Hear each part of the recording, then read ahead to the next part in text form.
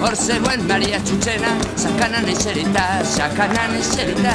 Hor zegoen Maria Txutxena, bere jantzian kartean, loretxoriak biltzen, Hor zegoen Maria Txutxena baitatzera zijoan, urbazterrera itxason doan, Maria Txutxena bainatzen ari zen tarrantzaleak, behiratzen ari zen esan zion, Maria, Maria! Ni techo tu casa, ni techo la mía, ni techo tu casa, ni techo la mía, ni techo la casa de Mara Ortzia.